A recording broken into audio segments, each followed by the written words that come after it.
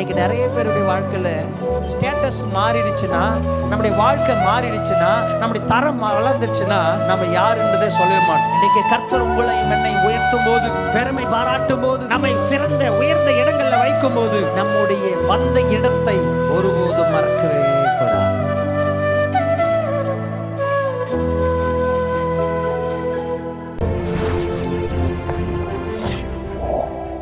ஆண்டவர் நமக்கு இந்த வருஷத்தை கொண்டாடும்படியாய் ஆண்டவர் நமக்கு உதவி செய்திருக்கிறார். ஹல்லேலூயா. ஆகவே நாம் தெய்வத்துக்கு நன்றியுள்ளவர்களாய் இருக்க வேண்டும். இந்த புதிய வருஷத்தில் கர்த்தர் நம்மோடு பேசும்படியாய் கொடுத்திருக்கிற வாக்குத்தத்தத்துக்கு நேராய் நாம் கண்களை மூடி நாம் ஜெபித்து, ஆண்டுடைய வாக்குத்தத்தம், ஆண்டவரே என் கூட பேசுங்கப்பா, இந்த வருஷம் முழுக்க நாங்கள் ட்ராவல் பண்ணி உடைய வார்த்தையோடு ட்ராவல் பண்ணணும், என் கூட பேசுங்க உடைய வார்த்தையை கொண்டு என்று நாம் ஆண்டவரிடத்தில் ஒப்பு கொடுக்கலாம். நல்ல ஆண்டவரே, உம்மை நன்றியோடு துதிக்கிறோம். இந்த 2025 வருஷத்தை கர்த்தர் எங்கள் ஒவ்வொருவருக்கும் கிருபையாய் கொடுத்திருக்கிறீரே. எங்கள் கரங்களில் அது வாக்கு பண்ணி கொடுத்திருக்கிறீர். இந்த வருஷத்துக்காய் நன்றி. இந்த வருஷத்தில் நீங்கள் கொடுக்குற வாக்குத்தத்தத்துக்காய் நாங்கள் காத்திருக்கிறோம். எங்களோடு கூட பேசுங்க. துதி கன மகிமை உமக்கே செலுத்தி மாறாத இயேசுவின் நாமத்தில் ஜெபிக்கிறோம் நல்ல பிதாவே. ஆமென், ஆமென். ஆண்டவர் நம்முடைய திருச்சபை மக்களுக்கு இந்த வருஷம் கொடுக்கிற வாக்குத்தத்த வார்த்தை நன்மையும் கிருபையும் என்னை தொடரும். கரங்களை தட்டி இந்த வாக்குத்தத்தத்துக்காக கைகளை தட்டி கர்த்தரை மகிமைப்படுத்தலாமா? சங்கீதம் 23:6 வசனத்தை வாசிக்கலாம். சங்கீதம் 23:6. என் ஜீவனுள்ள நாளெல்லாம் நன்மையும் கிருபையும் என்னை தொடரும். நான் கர்த்தருடைய வீட்டிலே நீடித்த நாட்களாய் நிலைத்திருப்பேன். ஹல்லேலூயா. 2025 வருஷம் ஆண்டவராகிய கர்த்தர் நம்முடைய திருச்சபை குடும்பத்தின் மக்களுக்கு ஆண்டவர் சொல்கிற, என் ஜீவனுள்ள நாளெல்லாம் நன்மையும் கிருபையும் என்னை தொடரும். Surely goodness and mercy shall follow me all the days of my life, and I will dwell in the house of the Lord forever. உண்மையாகவே நன்மையும் கிருபையும் என்னை தொடரும். ஆமென். இந்த வாக்குத்தத்தத்துக்காக எல்லாரும் அப்பா கிட்ட சொல்லுவேன், இருதயத்தில் கையை வச்சு, ஏசப்பா, உண்மையாகவே நன்மையும் கிருபையும் என்னை தொடரணும்ப்பா. நன்மையும் கிருபையும் என் மேலே வரணும்ப்பா. இந்த வருஷம் முழுவதுமாக 2025 வருஷம் முழுவதுமாய் நன்மையும் கிருபையும் என் வாழ்நாளில் தொடர்ந்து வரணும்ப்பா. பிதாவாகிய தேவனுக்கே ஸ்தோத்திரம், குமாரனாகிய இயேசு கிறிஸ்துவுக்கு ஸ்தோத்திரம், பரிசுத்த ஆவியாகிய தேற்றவாளுக்கே ஸ்தோத்திரம். இந்த வாக்குத்தத்தத்துக்காய் கர்த்தரிடத்தில் ஒப்பு கொடுக்கிறோம் இயேசுவின் நாமத்தில் பிதாவே, ஆமென். ஹல்லேலூயா. ஆண்டவர் இந்த வாக்குத்தத்தத்தை நமக்கு கொடுத்திருக்கிறார். சங்கீதம் 23 நாம் பலமுறை படித்திருக்கிறோம். பலர் இதை ஞாபகப்படுத்தியிருப்பார்கள், மனப்பாடம் செய்திருப்பார்கள். இந்த சங்கீதத்தை தாவீது அரசன் எழுதும்போது தன்னுடைய வாழ்நாட்களில் நடந்த அனுபவத்தை, கர்த்தர் அவன் வாழ்க்கையில் செய்த எல்லாவற்றையும் அனுபவித்து அவன் எழுதி இந்த சங்கீதத்தை வைத்திருக்கிறான். இப்படியாய் ஒரு ஆத்தர் சார்லஸ் ஸ்பர்ஜன் என்கிறவர் அவருடைய புத்தகத்தில் விதமாக எழுதியிருக்கிறார். இந்த சங்கீதத்தை தாவீது எழுதும்போது அவர் ஒருவேளை அரசனாய் இருந்திருக்க வேண்டும். அவர் மெய்ப்பனாய் இருப்பது எப்படி என்பதை அறிந்தவர். ராஜாவாகும் போதும் தான் ஒரு மெய்ப்பன் என்பதை சொல்லிக் கொள்வதில் அவர் வெட்கப்படவே இல்லையாம். ஹல்லேலூயா, ஹல்லேலூயா. யோசித்து பாருங்கள் தேவஜனமே, ஒரு ராஜாவானவர், ராஜ பதவியில் இருக்கிறவன் தன்னுடைய முன்னாடி வாழ்க்கையை தான் ஒரு ஆடு மேய்க்கிறவனாய் இருந்து ஒரு மேய்ப்பனாய் இருந்ததை சொல்வதற்கு அவர் வெட்கப்படவில்லை. ஹல்லேலூயா. இன்னைக்கு நிறைய பேருடைய வாழ்க்கையில் ஸ்டேட்டஸ் மாறிடுச்சுன்னா, நம்முடைய வாழ்க்கை மாறிடுச்சுன்னா, நம்முடைய தரம் வளர்ந்துருச்சுன்னா நம்ம யாருன்றதே சொல்லவே மாட்டோம். ஹல்லேலூயா. அவர் எனக்கு ஒரு பழக்கமானவர். அவர்கிட்ட நான் பேச பழகும்போது விசாரிச்சுட்டு இருந்தேன், ஐயா நீங்கள் எந்த ஊர்? அவர் எனக்கு அதிகமாக தெரியாது. எந்த ஊர் ஐயா அப்படின்னு சொன்னேன். அவர் கொஞ்சம் பேசுறதுக்கு ரொம்ப ஹைஃபையாக பேசிகிட்டு இருக்கிறாரு. நான் கேட்டேன், ஐயா நீங்கள் எந்த ஊர் ஐயா?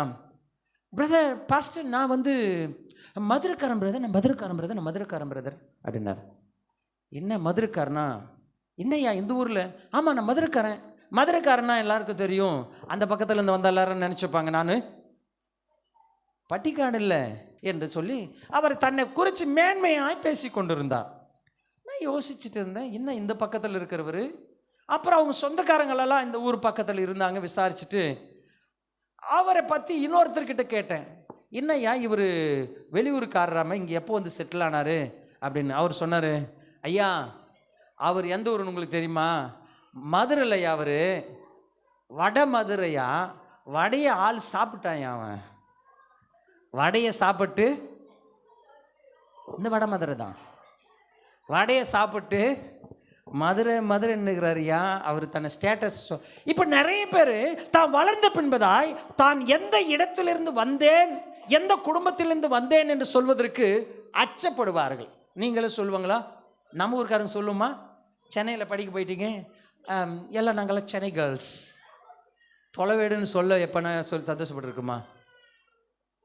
எங்கள் ஊரில் நான் காலேஜில் படிக்கும்போது பசங்க கேட்பாங்க, தொலைவேடு வேறு தொலைவேடு, தொலைவாக இருக்குது தொலைவேடுன்னு.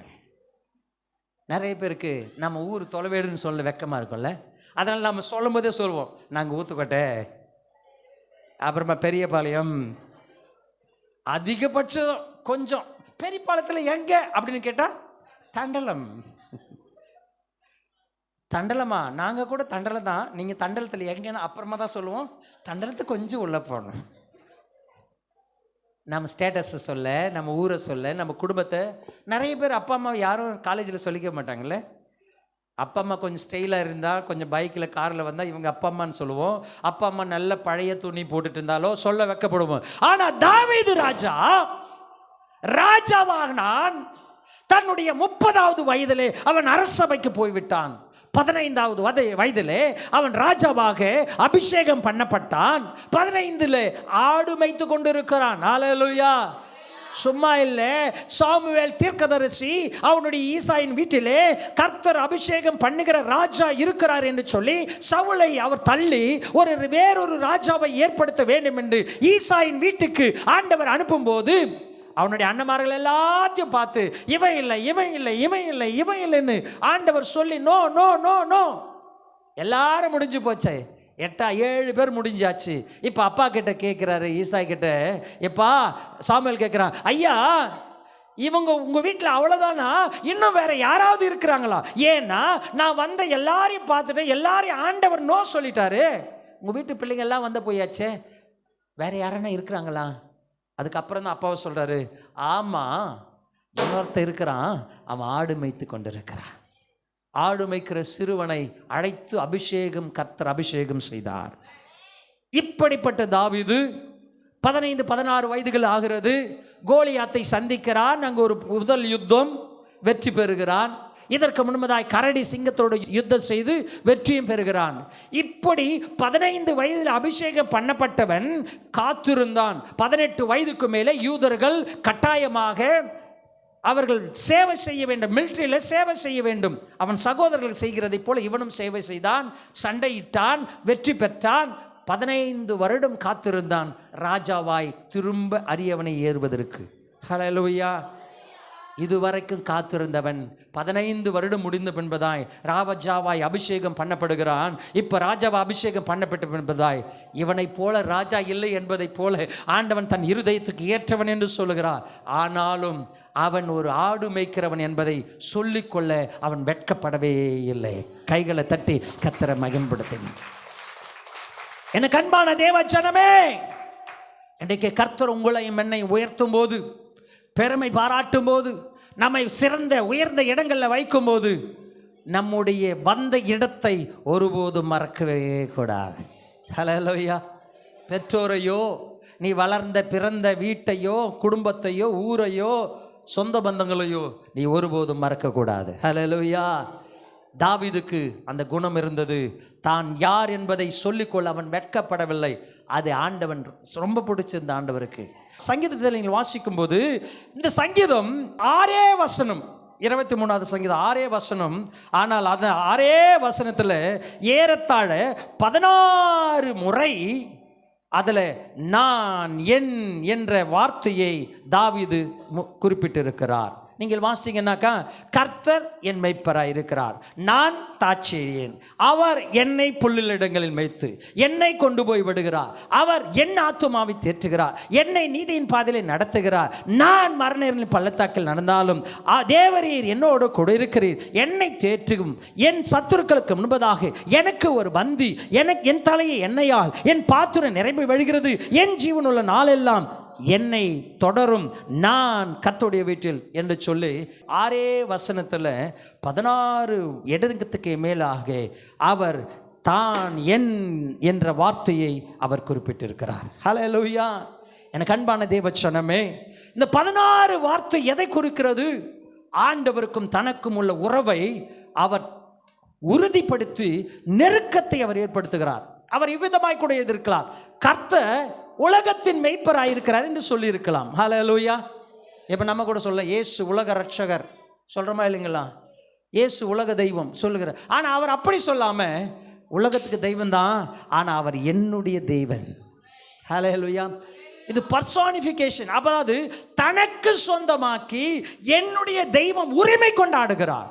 என் அன்பான தேவச்சனங்களே, இன்னைக்கு நீங்களும் நானும் ஆண்டவரை சொல்லும்போது அந்த உரிமை பாராட்ட வேண்டும். என் ஆண்டவர் எனக்கு என்னுடைய தெய்வம் என்ற உரிமை நீ பாராட்டும் போது ஆண்டவருக்கு உனக்குள்ள உறவு எவ்வளோ நெருக்கமா. இன்னைக்கு சாட்சி சொல்லும் போது நீங்கள் பார்த்தீங்கன்னா, எங்கள் சித்தப்பா, எங்கள் அப்பா, எங்கள் மாமனார், எங்க அந்த வார்த்தை எதை குறிக்குதுன்னா, உரிமையும் நெருக்கத்தையும் குறிப்பிடுகிறது. ஹல்லேலூயா, ஹல்லேலூயா. நீங்களும் நான் அப்பா கிட்ட பேசும்போதும் ஜெபிக்கும் போதும் உரிமையோடு பேச வேண்டும். கர்த்தாவே அப்படின்னு சொல்லாதீங்க, அப்பான்னு சொல்லாதீங்க, ஏன் தெய்வம், என்னுடைய ஆண்டவர், எனக்கு சொந்தமானவர். ஹல்லேலூயா. நீ அப்படி சொல்ல சொல்ல ஆண்டவருடைய உனக்கும் ஆண்டவருக்கு உள்ள உறவை அதிகப்படுத்துகிறாய். அவர் எவ்வளோ ஸ்ட்ராங் என்பதை நீங்கள் வெளிப்படுத்துகிறீர்கள். இந்த வார்த்தையை அவர் எழுதும்போது ஆண்டவரை ரொம்ப சொந்தக்காரர், தனக்கு சொந்தமானவராய் அவர் வெளிப்படுத்தி காட்டுகிறதை நம்மால் புரிந்து கொள்ள முடிகிறது. ஒரு குழந்தை ஒரு ஆலயத்தில் இந்த சங்கீதத்தை ஆங்கிலத்தில் மெமரைஸ் பண்ணி ஒப்பிச்சுக்கிட்டே இருந்துச்சான். எல்லாம் ப்ராக்டிஸ் பண்ணும்போது நல்லா இருந்துச்சு. ஜனங்களுக்கு முன்னாடி போய் அந்த சங்கீதத்தை சொல்லணும் ஆங்கிலத்தில். கர்த்தர் என் மேய்ப்பராக இருக்கிறார், நான் தாட்சியேன் தமிழில். ஆங்கிலத்தில் God is my shepherd, I shall lack nothing. எனக்கு குறைவு எதுவும் இல்லை, I shall not want அப்படின்னு இருக்கும். இந்த குழந்தை முன்னாடி போயிட்டு இந்த வசனத்தை சொல்ல ஆரம்பிச்சதே, முன்னாடி இருக்கிற ஆள் நம்மளை மாதிரி பார்த்து சிரிச்சிச்சான். போடுறப்பா இங்கிலீஷ்ல எல்லாம் வசனம் சொல்கிறார் இவர் அப்படின்னு.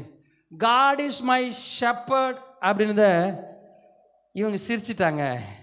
இந்த பிள்ளைக்கு அதுக்கு அடுத்து வரல, God is my shepherd, God is my shepherd, God is my shepherd. அதுக்கப்புறம் வசனம் வரல. முன்னாடி கற்றுக் கொடுத்தாக்கா, சொல்லு சொல்லு, I shall not want, I shall not want. இந்த பாப்பா சொல்லிச்சோம், God is my shepherd, that's all I want அப்படின்னு வந்து உட்காந்துச்சான். அப்படின்னு என்ன அர்த்தம்னா, கர்த்தர் என் மேய்ப்பராக இருக்கிறார், அதுவே எனக்கு போதும் அப்படின்னு வந்து உட்காந்துச்சு. எல்லாரும் பார்த்து சிரிச்சாங்க, என்னடா இது, கர்த்தர் என் மேய்ப்பராக இருக்கிறார், நான் தாட்சியேன், எதனா வசனம். ஆனால் இந்த பிள்ளை என்ன சொல்லுது, கர்த்தர் என் மேய்ப்பராக இருக்கிறார், அதுவே எனக்கு போதும், இது வேடா வசனம். ஆனால் உண்மையான அர்த்தம் அதுதான். ஹல்லேலூயா. ஏசப்பா எனக்கு மெய்ப்பராக இருந்துட்டா எனக்கு குறையில்லைன்றதுக்கு அது வேற வசனத்து வேற வார்த்தையில் சொல்லனா, எனக்கு குறையில்லை, அதாவது அதுவே எனக்கு போதும், ஆண்டவர் எனக்கு மெய்ப்பராக இருந்தால் அதுவே என் வாழ்க்கையில் போதும். ஹல்லேலூயா. இந்த வருஷம் ஆண்டவர் நம்முடைய மெய்ப்பரா, எனக்கு மெய்ப்பரா, என் தலைவரா, என்னை நடத்துகிறவரா இருக்கும்போது அதுவே எனக்கு போதும். ஹல்லேலூயா.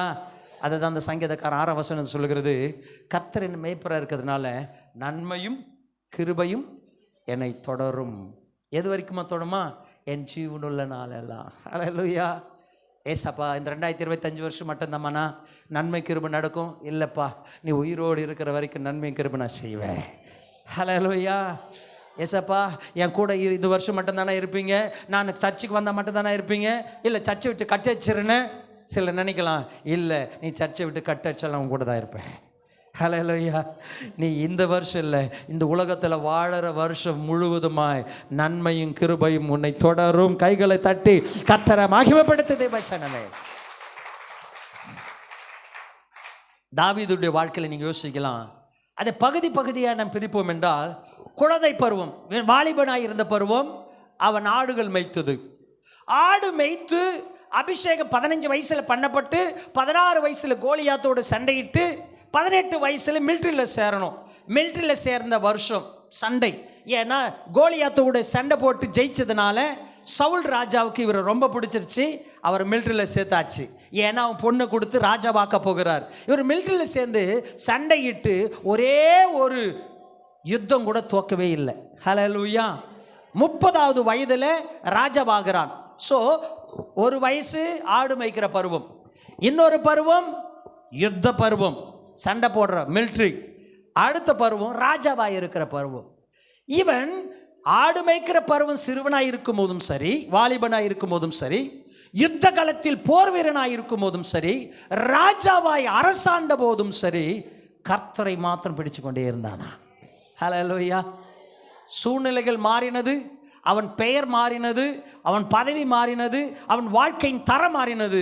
ஆனால் தெய்வத்துக்கும் அவனுக்கும் இருந்த உறவு மட்டும் மாறவே இல்லை. கைகளை தட்டி அப்போ மகிமைப்படுத்த தேவச்சனமே. என் அன்பு சகோதரா, அன்பு மகனே, மகளே, உங்களுக்கு நான் சொல்ல விரும்புகிறேன். உங்கள் வாழ்க்கை தரம் எப்படியாவது மாறி போகலாம். எனக்கு திடீர்னு 1 லட்ச ரூபாய் உங்ககிட்ட வரலாம், அல்லது 10 லட்சம் வரலாம். ஒரு நாளைக்கு ஒரே 10 பைசா இல்லாமல் போகலாம். திடீர் என்று நீ பெரிய கோடீஸ்வரனாய் கூட மாறவில்லாம், நல்ல வருமானங்கள் வரலாம். ஆனால் ஒரு வேலை இல்லாமல் வீட்டில் சும்மா கூட உட்காந்துருக்கலாம். ஆனால் எந்த நிலைமை வந்தாலும் ஏசாமிக்கும் உனக்கும் உள்ள உறவு மட்டும் மாறக்கூடாது. ஹல்லேலூயா. இப்படி சொல்லுவாங்க நிறைய பேர். அப்பா நல்லதாக கொடுத்தா, அற்புதம் செஞ்சா, ஆசீர்வதித்தா ஸ்தோத்திரம் ஸ்தோத்திரம், கஷ்டம் வந்தாக்கா ஆத்திரம் ஆத்திரம். நிறைய பேர் இருக்கிறாங்க. அப்படின்னா எல்லாம் நல்லது வந்து அப்பாவுக்கு ஸ்தோத்திரம் சொல்லணும், எதுவுமே கிடைக்கல, பிரச்சனையும் போராட்டம் வந்துன்னா ஆண்டவர் தள்ளி விட்டுட்டு அவர் எதுக்கு, அவர் கண்ணு இல்லை, அவர் வணங்குனது தப்பு, அவர் ஜெபம் பண்ணது தப்பு, ஜெபம் பண்ணிடக்கூடாது, சர்ச்சுக்கு போயிடக்கூடாது. இப்படி இல்லை. தாவீது வாழ்விலும் தாழ்விலும் அவரை பிடித்து கொண்டான். தாவீதை போல நமக்கு பெருசாக கஷ்டம் வரலைங்க. தாவீதுடைய மாமனார் கொலை செய்ய விரட்டுறான், தாவீதுடைய பிள்ளை விரட்டுறான். இப்படி சுற்றி பிரச்சனை இருந்த போதும் தாவீதுடைய அப்பா அம்மா அவனை கண்டுகளை, தாவீதுடைய சகோதரர்கள் அவனை விரட்டினார்கள். எல்லா சூழ்நிலைகளிலும் தாவீது தெய்வத்தை மாத்திரம் பிடிச்சு கொண்டான். ஹல்லேலூயா. கர்த்தரை பிடித்து கொண்டிருப்பதனாலே அவன் தைரியமாக சொல்கிறான், கர்த்தர் என் மேய்ப்பராக இருக்கிறார், நான் தாழ்ச்சி அட மாட்டேன், நான் வெக்கப்பட மாட்டேன், நான் குறைவுபட மாட்டேன். இன்னைக்கு என் அன்பு குடும்பத்தின் பிள்ளைகளை நான் சொல்ல விரும்புகிறேன், ஏசப்பா மட்டும் உங்களுக்கு மெய்ப்பராய் உங்கள் குடும்பத்தின் தலைவராக இருந்துட்டா நீங்கள் எதுக்கும் பயப்பட வேண்டாம். என் வீட்டுக்காரர் சம்பாதிச்சு கொடுக்கல, என் பிள்ளைங்க எனக்கு வருமானத்தை கொடுக்கல, எங்கள் அப்பா அம்மா எனக்கு சொத்து சேர்த்து வைக்கல, வீடு கட்டி கொடுக்கல, கவலைப்படாதீங்க. ஏசு சாமி உனக்கு எல்லாமா இருந்தால் எல்லாரும் உங்களுக்கு தேவையில்லை. ஹல்லேலூயா. எனக்கு அநேகர் சொன்ன சாட்சியில் என்னால் ஒன்று புரிந்து கொள்ள முடிந்தது. இன்றைக்கு கர்த்தர் உங்களுக்கு கற்றுக் கொடுக்க விரும்புகிறார். ஆவியினால் நான் உணர்ந்து சொல்கிறேன், எல்லாருமே யாரையோ ஒரு மனிதனை சார்ந்து சார்ந்து சார்ந்து வாழ்ந்து கொண்டு இருக்கிறீர்கள். அது அப்பாவாக இருக்கலாம், வீட்டுக்காரராக இருக்கலாம், மாமாவாக இருக்கலாம், சித்தப்பாவாக இருக்கலாம், பிள்ளைகளாக இருக்கலாம், கணவனாக இருக்கலாம், மனைவியாக இருக்கலாம். அவங்க மேலே உங்கள் முழு நம்பிக்கையை வச்சுட்டு அவங்க இல்லைன்னும் போது நீங்கள் துவண்டு போகிறீர்கள். ஹல்லேலூயா. என் நம்பிக்கை யார் மேலே தெரியுமா? வானத்தையும் பூமியும் உண்டாக்கின கர்த்தர் மேலே இருக்கணும். ஹல்லேலூயா. அவர் மேலே முழு நம்பிக்கை இருந்துச்சுன்னா இவர்கள் உங்களை துக்கப்படுத்தும் போது உங்களுக்கு பெருசாக பாதிப்பு வராது. ஏன்னா அவர்களும் மனுஷன் தானே. ஹல்லேலூயா. ஆண்டவர் சொல்கிறார், அவர்கள் மண் என்று நினைவு கூறுகிறார். மண்ணு தானே அவன், மண்ணு எப்பனாலும் மாறுமே, மண்ணு எப்பனாலும் பொய் சொல்லுமே, மண்ணு எப்பனாலும் கைவிடுமே. ஹல்லேலூயா. ஆனால் கர்த்தரோ மண்ணில்லை, மண்ணுக்குள்ளே ஜீவனை கொடுத்த ஜீவாதிபதியாகிய வாழ்கிற தேவன். அவர் மாறாதவராக இருக்கிறார். அதான் சொல்றார், என் ஜீவனுள்ள நாளெல்லாம் நன்மையும் கிருபையும் என்னை தொடர்ந்து வந்துக்கிட்டே இருக்கும், என் கூடவே வரும்பா. நன்மை கிருபை என்னை விட்டு தூரம் போவாது, எனக்கு கட் ஆகாது, அது என் கூட டிராவல் பண்ணும். ஹல்லேலூயா. நன்மை கிருபை, கிருபைன்னு சொன்னால் கிரேஸ், மர்சி. மர்சி. நம்ம ஊரில் சர்ச்சில் மர்சின்னு யாருன்னா பேர் வச்சுருக்காங்களா? இருக்காங்களா? ஊருக்கு போயிட்டாங்களா, மர்சி. ஆண்டவுடைய கிருபை மாத்திரம் ஒருத்தர் கிடைச்சிட்டா அதுக்கு சப்ளிமெண்ட்ரி தான் நன்மை. ஹல்லேலூயா. ஆண்டுடைய கிருபை கிடைச்சிச்சுனாக்கா, ஆண்டவர் இந்த உலகத்தில் பிறக்கும்போது மரியாளை பார்த்து சொல்கிறார், கிருபை பெற்றவளே வாழ்க. கிருபை பெற்றவர்கள் என்ன செய்வாங்களா? வாழ்வாங்க. ஹல்லேலூயா. கிருபை பெற்றவர்கள் என்ன செய்வாங்க? வாழ்வார்கள். வேதம் சொல்கிறது, தாவீதுக்கு நன்மையும் கிருபையும் தொடர்ந்து வந்தது. கிருபை அவனோடு இருந்ததுனால நன்மை கூடவே போச்சு. கைகளை தட்டி அப்பா மகிமைப்படுத்துங்க. எனக்கு உங்களுக்கு எனக்கு கிடைக்க வேண்டியது கர்த்தருடைய கண்களில் கிருபை கிடைத்தால் நன்மை உன்னை தொடர்ந்து வரும். ஹல்லேலூயா. இங்கே 2 சாமுவேல் புஸ்தகத்தை நீங்கள் வாசிக்கும் போது 2 சாமுவேல் 24ஆம் அதிகாரம் ஒரே சம்பவத்தை, தாவீதுடைய வாழ்க்கையில் அந்த நன்மையும் கிருபையும் எது வரைக்கும் கடந்து வந்தது, எவ்விதமாய் அவர் இருந்தார் என்பதை ஒரே காரியத்தை மாத்திரம் நான் சொல்லி முடிக்க ஆசைப்படுகிறேன் வேகமாய். 2 சாமுவேல் 24ஆம் அதிகாரத்தில் 24ஆம் அதிகாரத்தில் தாவீது, கிங் டேவிட் அங்கே இருக்கிற சேனாதிபதி ஆகிய யோவாபை அழைத்து, ஏப்பா இந்த இஸ்ரவேல் தேசத்தில் இருக்கிற எல்லாரையும் கோத்திரங்களை சுற்றி பார்த்து அவங்கள கணக்கெடுப்பா, சென்சஸ் எடு, அவங்கள கணக்கெடு, எத்தனை பேர் இருக்கிறாங்கன்னு கணக்கெடுன்னு சொல்கிறார். யோவாபை கேட்டுட்டு சொல்கிறாரு, தாவீது ராஜா கணக்கு எடுக்கணுமா, அவசியமா, இது ஆண்டவருக்கு பிடிக்குமா கணக்கெடுக்கிறது? தாவீது சொன்னார், இல்லை இல்லை, நான் ராஜா, நான் சொல்கிறத நீ என்ன செய்யணும், சேனாதிபதி படைத்தலைவனாக இருந்தாலும் நீ நான் சொல்கிறத நீ செஞ்சு தான் ஆகணும். போகிறான். கிட்டத்தட்ட அங்கே வசனம் சொல்கிறது, 9 மாதமும் அவன் கணக்கெடுக்கிறான். சுற்றி திரிந்து கணக்கெடுத்து அவன் வந்து ஜனத்தொகை இவ்வளவு என்பதை அவனுக்கு சொல்லுகிறான். இந்த வசனத்தில் 24ஆம் அதிகாரத்தினுடைய 10ஆம் வசனத்தை மட்டும் வாசிங்க. 24ஆம் அதிகாரம் 10ஆம் வசனத்தை வாசிங்க. இவ்விதமாய் ஜனங்களை எண்ணின பின்பு ராஜாவின் இருதயம் அவனை வாதித்தது. ஹல்லேலூயா. எல்லாரும் கொஞ்சம் கேளுங்க. தாவீது சொல்லிட்டான், இஸ்ரவேல் ஜனங்களுக்குள்ள போய் கணக்கெடுப்பெடு, எவ்வளோ பேர் இருக்கிறாங்கன்னு சொல்லி மொத்தமாக கணக்கு எடுத்துட்டு வாப்பா. யுத்த புருஷங்க எவ்வளோ பேர் இருக்கிறாங்க, எவ்வளோ சண்டை போடுறவங்க இருக்கிறாங்கன்னு சொல்லி எல்லாத்தையும் கணக்கு எடுத்துட்டு வந்தாச்சு. ஆனால் கணக்கு எடுத்துட்டு வந்த பின்னாடி ராஜா கிட்ட சொல்லிடுறாங்க கணக்கெடுத்தவங்களை. ஆனால் ராஜாவின் இருதயம் வாதித்தது. ஹல்லேலூயா. தாவீது எல்லாவற்றையும் கர்த்தரிடத்தில் கேட்டு செய்கிறவன். இந்த காரியத்தில் அவன் விருப்பப்படி செஞ்சதுனால செஞ்சுட்டு வந்த உடனே அவன் மனசு உறுத்துது. ஐயோ, ஆண்டவருக்கு பிரியமில்லாத காரியத்தை நான் செஞ்சிட்டேனே, ஆண்டவருக்கு பிடிக்காத காரியத்தை நான் செஞ்சிட்டேன்னு சொல்லி அவன் இருதயம் வாதித்தது. அவன் இப்படி செய்ததுனால அவன் சொல்கிறான், ஓ தாவீது கர்த்தரை நோக்கி, நான் இப்படி செய்ததுனாலே பெரிய பாவம் செய்தேன். இப்போதும் ஆண்டவரே உமது அடியானின் அக்கிரமத்தை நீக்கிவிடும் என்று மகா புத்தியினமாய் செய்தேன் என்றான். ஹல்லேலூயா. அவன் செய்த கீழ்ப்படியாமல், கர்த்தருக்கு பிரியமில்லாமல், ஆண்டவர்கிட்ட கேட்காம கணக்கெடுத்தான். சென்சஸ். இந்த சென்சஸ் என்னவே நமக்கு டக்குன்னு ஞாபகத்துக்கு வரணும். எங்க சென்சஸ் எடுத்தாங்க? இயேசு கிறிஸ்து, யோசேப்பு மரியாளும் தாங்கள் பிறந்த ஊரில் குடிமதிப்பு எழுத போறாங்க. ஹல்லேலூயா. அப்போ இன்றைக்கு நீங்களும் நானும் இந்த காரியத்தை இந்த இடத்துல வாசிக்கிறோம். தாவீது ஆண்டவருக்கு பிடிக்காத ஒரு காரியத்தை செய்ததுனால, சீக்கிரமா நான் சொல்றேன், 3 காரியத்தை ஆண்டவர் கோபப்பட்டு காத் என்கிற தீர்க்கதரிசி அவன் வீட்டுக்கு அனுப்பி, தாவீது நீ கர்த்தருக்கு பிரியமில்லாத காரியத்தை செஞ்ச, கர்த்தருக்கு கீழ்ப்படியாம அவருக்கு பிரியமில்லாத காரியத்தை செஞ்ச, நீ ஆண்டவருடைய இருதயத்துக்கு ஏற்றவன் தான், ஆனாலும் அவருக்கு பிரியமில்லாத காரியத்தை நீ செஞ்சதுனால 3 தண்டனை உனக்கு நான் தரேன், இதில் எது வேணுமோ நீயே எடுத்துக்கோன்னு சொல்லிட்டார். தீர்க்கதரிசி வீட்டுக்கு அனுப்பிச்சு, முதலாவதாக 7 வருஷம் பஞ்சத்தை நாட்டில் கொடுப்பேன் தேசத்தில். 2வது 3 மாதம் உன் சத்துருக்கள் உன்னை ஓட ஓட விரட்டுவாங்க, நீ ஓடிக்கிட்டே இருப்ப. முதலாவது 7 வருஷம் ஊரில் தேசத்தில் முழுக்க பஞ்சம் வரும். 2வது 3 மாதம் உன் எதிரிங்க உன்னை ஓட ஓட விரட்டி அடிப்பாங்க. 3வது 3 நாள் உன் தேசத்தில் கொள்ளை நோயை கொடுப்பேன். இதில் எது வேணுமோ நீயே செலக்ட் பண்ணுன்னு சொல்லி ஆண்டவர் தண்டனையை காத் என்கிற தீர்க்கதரிசி மூலியமா தாவீதுக்கு அனுப்புறாரு. ஒரே காரியம் செஞ்சான், ஆண்டவருக்கு பிரியமில்லாமல் கணக்கு எடுத்தான், ஆண்டவர் சொல்லாமல் அதை செஞ்சான். உடனே தாவீது கேட்குற, ஆண்டவரே நான் மனுஷன் கையில் விழ வேணாம்ப்பா, மனுஷன் என்னை தண்டிக்க வேண்டாம், ஆண்டவர் என்னை தண்டிச்சா நல்லது, உம்முடைய கையிலே என்னை கொடுக்குறேன்னு சொல்லி கொள்ளை நோயை கொடுங்கப்பான்னு சொல்லி கேட்டுக்கிட்டான். ஹல்லேலூயா, ஹல்லேலூயா. இங்கே வேத வசனம் சொல்கிறது, ஆண்டவன் தேவ தூதனை அனுப்பி தேசத்தில் கொள்ளை நோயை கொடுத்தார்.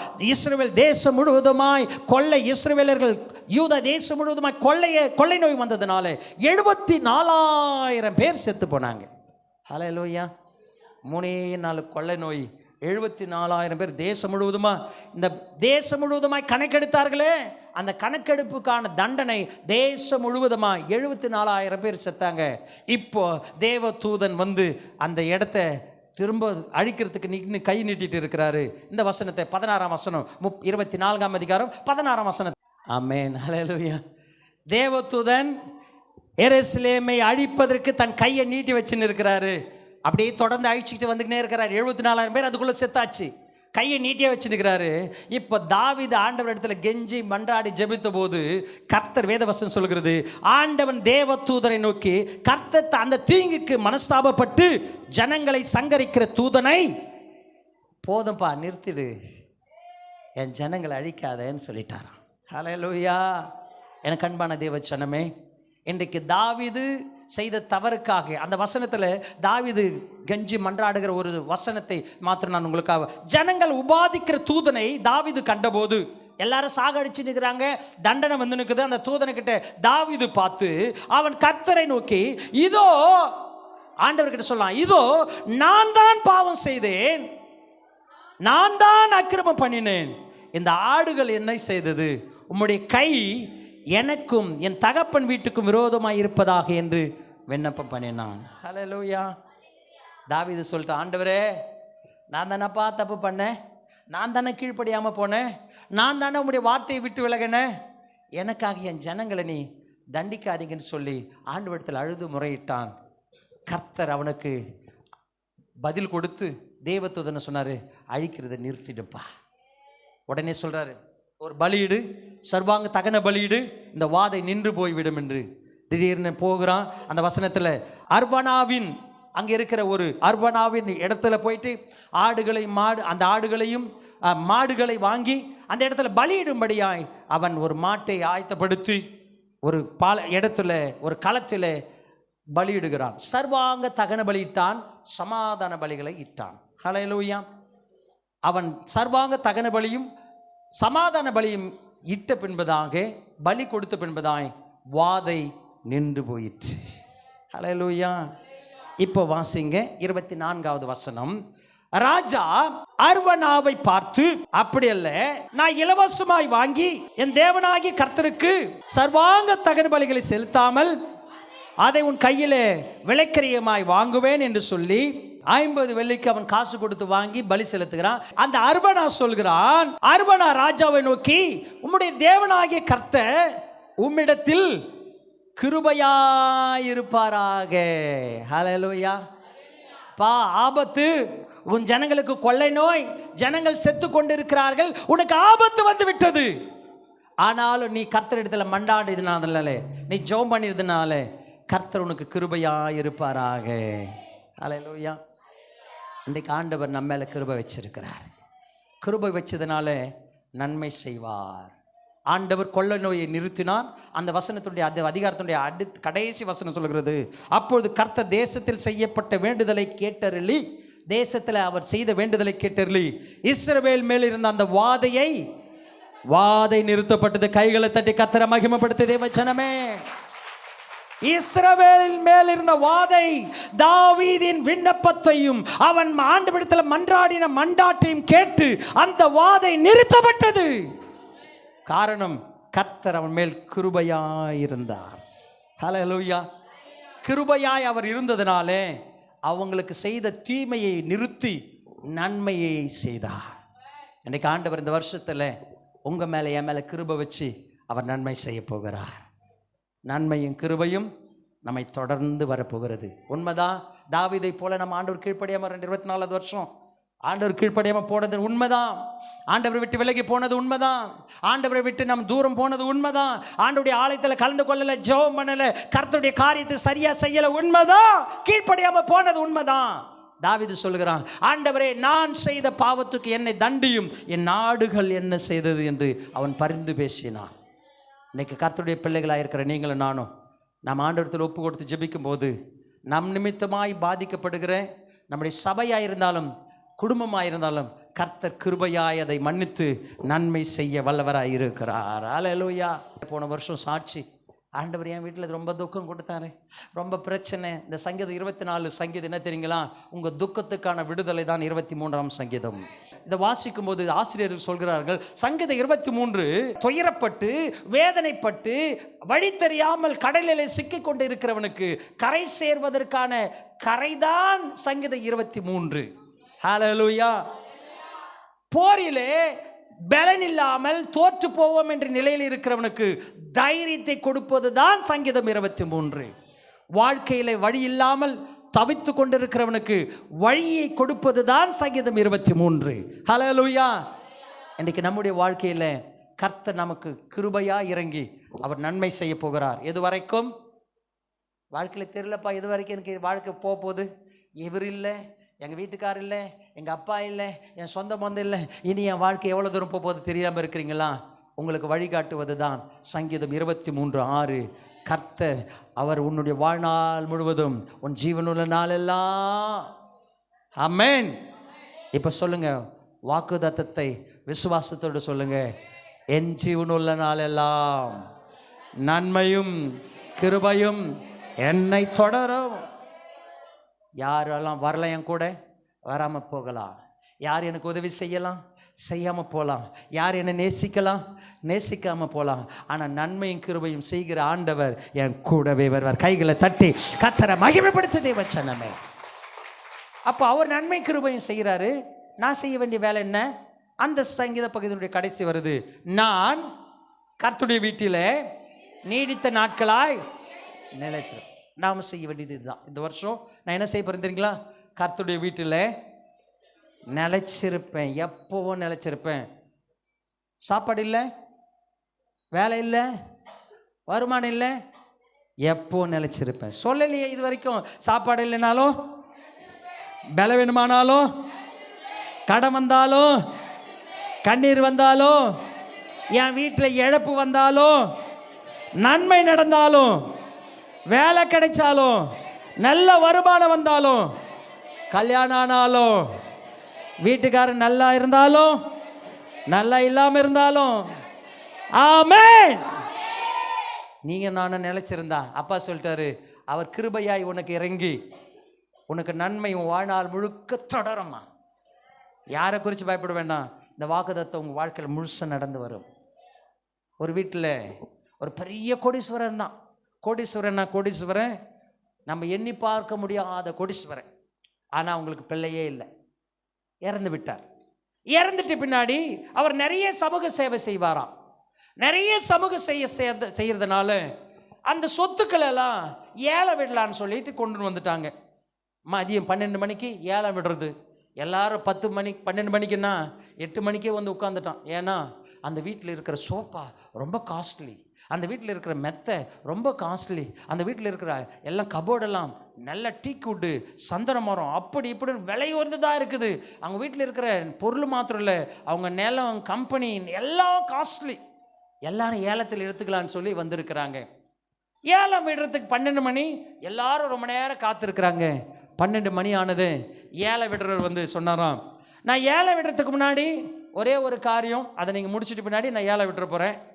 இந்த ஐயா குடும்பத்தில் யாருமே இல்லை, சொந்தக்காரங்க இருக்கிறாங்க, ஆனால் அந்த வாரிசுன்னு யாருமே, வாரிசுக்கு சொத்தும் இல்லை. அதனால் நான் முதல்ல செய்ய வேண்டியது, அவருக்கு அவருடைய ஃபோட்டோ, அவரும் அவருடைய மனைவியுடைய ஃபோட்டோவும் இருக்குது. அந்த மனைவியுடைய ஃபோட்டோ ரெண்டு ஒன்றா சேர்ந்து இருக்குது. இந்த ஃபோட்டோவை முதல்ல நான் ஏழை விட்டுட்டு, அது மரியாதையாக இருக்கும் அந்த பெரிய மனுஷனுக்கு. அவர் சொத்தை ஏழை விடுறோம், எல்லாம் பொது சேவைக்கு போக போகுது, சமூக சேவைக்கு போக போகுது, நல்ல காரியங்களுக்கு போக போகுது. அதனால் முதல்ல இந்த ஃபோட்டோவை ஏழை விட்டுட்டு அதுக்கப்புறம் ஒவ்வொரு பொருளையும் ஏழை விடுறேன் அப்படின்னு சொல்லிட்டு அந்த ஃபோட்டோவை ஏழை விடுறாங்களாம். எல்லாரும் பார்த்து, இந்த ஃபோட்டோ வாங்கி நையா பண்ண போகிறோம், வயசானவன் செத்து கூட போயிட்டான், அந்த ஃபோட்டோ வாங்கி நான் என்ன செய்ய போகிறேன்னா அமைதியாக வாய் பேசாமல் அமைதியாக உட்காந்துக்கிறாங்களாம். லேட்டாக ஒருத்தர் பின்னாடி வந்தார். வந்து பார்த்துட்டுதே அந்த ஃபோட்டோ பார்க்குறாரு. அந்த ஃபோட்டோ அவர் ஃப்ரெண்டு, சின்ன வயசு ஃப்ரெண்டு, ரொம்ப காலமாக அவரை பார்க்கல. இப்போ அந்த ஃபோட்டோ பார்த்துட்டு ஏழை விடுறதுன்னு கேட்டாராம். இந்த ஃபோட்டோ அந்த எவ்வளோ ஏலத்துன்னு கேட்குறாரு. இவ்வளோ தான் ரூபா, 10,000 ரூபாய். எல்லாம் ஒரு ஃபோட்டோவுக்கடா 10,000 ரூபாய். அவர் சொன்னாராம், யோசித்தாராம், சே என் ஃப்ரெண்டை தான் நான் பார்க்கணுன்னு வந்தேன், பார்க்க முடியல, அட்லீஸ்ட் என்ன செய்யலாம், ஃபோட்டோவாவது வாங்கிக்கின்னு போகலாம், அந்த ஃபோட்டோவை கொடுங்க எனக்கு அப்படின்னு சொல்லி எல்லாரும் அவரை பார்த்து கிண்டல் பண்ணுற, பைத்தியக்காரனடையா ஃபோட்டோவை போய் 10,000 ரூபாய் கொடுத்து வாங்குறியே அப்படின்னு சொல்லிட்டு எல்லாரும் கேலி கிண்டல் பண்ணாங்களாம். அந்த பெரியவர் அந்த ஃபோட்டோ வாங்கி தொடச்சி வச்சுட்டு சந்தோஷமாக பின்னாடி போய் உட்காந்துட்டாரு. உடனே ஏழை விடுறவங்க 1 தரம் 2 தரம் 3 தரம் ஏழை முடிஞ்சிச்சு. சரி எல்லாம் வீட்டுக்கு போங்க, அவ்வளோதான் ஏழை முடிஞ்சிச்சுன்னாங்களாம். யோ ஃபோட்டோ மட்டும் தானே ஏழை விட்ட, இன்னும் இருக்கிற ஃபர்னிச்சர் விடணும், வீடு விடணும், தோட்டம் விடணும், அவர் காரு விடணும், எல்லாத்தையும் விடணும். அவர் சொன்னாராம் ஏழை விட்டுறாரு, அப்பா இதில் ஒரே ஒரு சின்ன ஒரு மாற்றம். அவர் எழுதி வச்சவர் அந்த சொந்தக்காரர், அந்த வயசானவர், இந்த ஃபோட்டோவை யார் ஏழை எடுக்கிறாங்களோ அவங்களுக்கு மொத்த சொத்துன்னு சொல்லிட்டு போயிட்டாரு. அவருக்கு தான் ஏன் மொத்த சொத்துன்ட்டாங்களாம். ஹலோ, சம்மந்தமே இல்லாமல் எதிர்பார்ப்பு இல்லாமல் அந்த ஃபோட்டோவை ஏழை எடுத்த அந்த மனுஷனுக்கு மொத்த சொத்து போயிடுச்சு. எல்லாரும் நீங்கள் இந்த ஃபோட்டோவா அதுவா இதுவா நாங்கள் எதுவுமே கிடைக்கல. எனக்கு அன்பான தேவச்சன்மே, வாழ்நாள் முழுவதும் கர்த்தருடைய சமூகத்தில் தேவனுடைய ஆலயத்தில் தங்கியிருப்பதே நாடுவேன் என்று சங்கீதக்காரனாகிய தாவீது சொன்னது மாத்திரம் இல்லை, அவர் அவருடைய சமூகத்தையே நாடி இருந்ததுனால சாகர வரைக்கும் அவன் ராஜாவாய் தோல்வியில்லாதவனாயிருந்தான். ஹல்லேலூயா, ஹல்லேலூயா. அவன் வாழ்க்கையில் சாகர வரைக்கும் நன்மையும் கிருபையும் தொடர்ந்துக்கிட்டே வந்துச்சு. சின்ன வயசில் ஆரம்பித்து அவன் படுத்த படுக்கையை எழுந்திருக்க முடியாது இருந்த போதும் அவன் வார்த்தைக்கு மரியாதை இருந்தது, அவன் சொன்னது நடந்தது. ஹல்லேலூயா. கர்த்தர் அவன் வார்த்தையை கேட்டு அங்கீகரித்தார், அதை ஆசீர்வதித்தார். நீங்களும் நானும் அப்பாவுடைய சமூகத்தை மாத்திரம் இந்த வருஷத்தில் தேடுவன்னா, ஒருவேளை நம்ம கர்த்தரை துக்கப்படுத்தி இருப்போம். உண்மைதான், தாவீது தப்பு செய்யாதவன் நான் சொல்லலை, செய்தவன். ஆனால் செய்த உடனே மனம் கசந்து அழுது கர்த்தரிடத்தில் மன்னிப்பு கேட்டு ஜெபித்தான். கர்த்தர் அவன் ஜெபத்தை கேட்டு தண்டிக்க வந்த தூதனை சொல்லி போதும் நிறுத்து என்று சொன்னான். இன்னைக்கு உனக்காக எனக்காக சட்டத்தை மாற்றி எழுதுகிற தேவன் உன்னோடு கூட என்னோடு கூட இருக்கிறார். இந்த புதிய வருஷத்தில் நம்ம நினைப்பில்ல, என் வாழ்க்கை அவ்வளோதான் போல, இப்படியே முடிச்சு வாழ்ந்துடணும் போல, இப்படியே முடிச்சிடணும் போல அப்படின்னு நினச்சிக்கிறீங்களே, ஏசப்பா அதை மாற்றி எழுத போகிறார் உனக்காக எனக்காக. பிசாசு, மனிதர்கள், உலகம் சொல்லுகிற சாபம் நம்ம வீட்டில் பலிப்பது இல்லை. சாபங்களை ஆசீர்வாதமாய் மாற்றுகிற தேவன் நம்மோடு கூட இருக்கிறார். அவர் சொல்கிறார், என் ஜீவனுள்ள நாளெல்லாம் சொல்லுங்க, என் ஜீவனுள்ள நாளெல்லாம் நன்மையும் கிருபையும் என்னை தொடரும், நான் கர்த்தருடைய வீட்டிலே நீடித்த நாட்களாய் நிலைத்திருப்பேன். இந்த வருஷத்தில் நீங்கள் வாக்கு பண்ணுங்க, ஏசப்பா உங்களுடைய வீட்டில் நான் நிலைச்சிருப்பேன்ப்பா. அப்பா சொல்கிறாரு, உன் வாழ்நாள் முழுசும் நன்மையும் கிருபையும் தொடர்ந்து வந்துக்கிட்டே இருக்கும். கண்களை முடிச்சப்பா செய்யலாமா? இந்த வருஷத்தில் அப்பா கிட்ட வாக்கு பண்ண போகிறேன், ஏசப்பா நான் செய்த தவறுக்கா என்னை மன்னித்து, போன வருஷம் செஞ்ச தவறெல்லாம் மன்னிச்சுட்டு இந்த புதிய வருஷம் நான் தீர்மானம் எடுக்கிறேன்ப்பா, உமக்காக நான் வாழ்வேன், உமக்காக நான் என்னை விட்டு கொடுப்பேன், என்னை அர்ப்பணிப்பேன். மெய்ப்பன், காட் இஸ் மை ஷெப்பர்ட் அப்படி என்றால், கர்த்தரின் மெய்ப்பர் என்றால் அவருடைய எல்லாவற்றுக்கும் என்னை முழுமையாய் அர்ப்பணிக்கிறேன் என்று அர்த்தம். தாவீது சர்வாங்க பலியும் சமாதான பலியும் இட்டான். சர்வாங்க தகன பலி, சர்வாங்க தகன பலி என்றால் தன்னை முழுமையாய் அர்ப்பணித்து சர்வ அங்கம் துண்டு துண்டாக பலியிடுகிறது. தன்னை முழுமையாய் அர்ப்பணித்து ஒப்பு கொடுத்து ஆண்டவரிடத்தில் ஜெபித்தான். கர்த்தர் வாதியை நிறுத்தினார். இன்னைக்கு நீங்களும் நானும் நம்மை சர்வாங்க தகன பலியாய் ஒப்பு கொடுக்க வேண்டும். சர்வாங்க தகன பலி பாவத்தை நிவர்த்தி செய்து தேவனிடத்தில் இரக்கத்தை பெறுகிற பலி. அது நடந்த உடனே சமாதான பலி, ஆண்டவருக்கு உனக்கு சமாதான உடன்படிக்கை ஏற்பட்டுவிடும். சமாதானம் ஏற்பட்டுட்டா போதும், நன்மை உன் வாழ்நாளில் தொடர்ந்து வந்து கொண்டே இருக்கும். அப்பா கிட்ட கேட்கல, ஏசப்பா என்னை முழுமையாய் என்னை தருகிறேன், சமாதான பலியாய் சர்வாங்க தகன பலியாய் என்னை ஒப்பு கொடுக்கிறேன், என் ஆவி ஆத்தும சரீரத்தை ஒப்பு கொடுக்கிறேன் என்று சொல்லி நீங்கள் விட்டு கொடுங்க. நிச்சயமாய் கர்த்தர் இந்த வருஷத்தில் நன்மையும் கிருபையும் வாழ்நாள் முழுவதுமாய் தொடர, உன் வாழ்நாள் முழுவதும் நன்மை கிருபையும் ஜீவனுள்ள நாளெல்லாம் தொடர கர்த்தர் உதவி செய்வார். நல்ல ஆண்டவரே உம்மை துதிக்கிறோம். இந்த வருஷத்தில் அப்பா நன்மையும் கிருபையும் தாவீதுனுடைய வாழ்க்கையில தொடர்ந்து வந்தது. அவன் 70 வருஷம் வாழ்ந்தான். 40 வருஷம் அரசாட்சி செய்தால் கர்த்தர் அவனோடு கூட இருந்து அவன் வாழ்நாள் முழுவதும் நன்மை கிருபையும் அவனை தொடர்ந்து வந்ததைப் போல நாங்களும் ஒப்பு கொடுக்கிறோம், அர்ப்பணிக்கிறோம். எங்களை சர்வாங்க தகன பலியாய் ஒப்பு கொடுக்கிறோம். சமாதான பலிக்கு என்னை விட்டு கொடுக்கிறோம். நன்மை கிருபை எங்கள் வாழ்நாள் முழுவதும் தொடரட்டப்பா. நாங்கள் உம்முடைய வீட்டில் நீடித்த நாட்களாய் நிலைத்திருக்க உதவி செய்ய வேண்டும் என்று எங்கள் ஆண்டவராகிய இயேசு கிறிஸ்துவின் நாமத்தில் ஜெபிக்கிறோம் நல்ல பிதாவே. ஆமேன், ஆமேன்.